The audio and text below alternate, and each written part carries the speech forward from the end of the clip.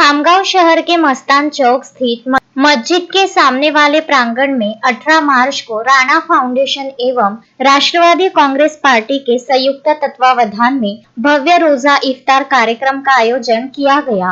पूर्व विधायक राणा दिलीप कुमार सानंदा की अध्यक्षता में आयोजित इस कार्यक्रम में हिंदू मुस्लिम भाइयों ने एक साथ इफ्तार कर आपसी भाईचारे की मिसाल पेश की। कार्यक्रम को संबोधित करते हुए पूर्व विधायक राणा दिलीप कुमार सानंदा ने कहा कि रमजान का पवित्र महीना धैर्य, त्याग और आत्मशुद्धि का प्रतीक है। सानंदा ने उपस्थित सभी रोजेदारों को रमजान की मुबारकबाद दी। इस दौरान उन्होंने गणमान्य अतिथियों के साथ मिलकर रोजेदारों को खजूर, फल और स्नैक्स वितरित किए। इस अवसर पर शहर और राजनीति की कई प्रमुख हस्तियां उपस्थित रही, जिनमें सरस्वती खासने, मनोज वानखड़े, बिलाल खान पठान, संजू भाऊ शर्मा, पार्षद तहसीन शाह, अजीम कुरैशी, केशव कापले, शमी शेठ कुरैशी, सलीम भाई पत्रकार, सैयद इमरान, सुखदात खान, अंसार भाई, काकू पठान, हाफिज साहेब, अजीज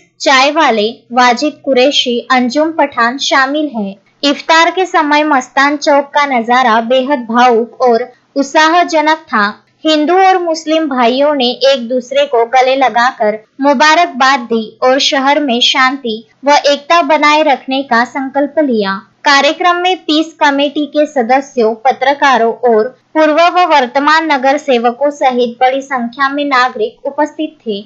मोहम्मद फारूक, विदर्भ न्यूज, खामगांव।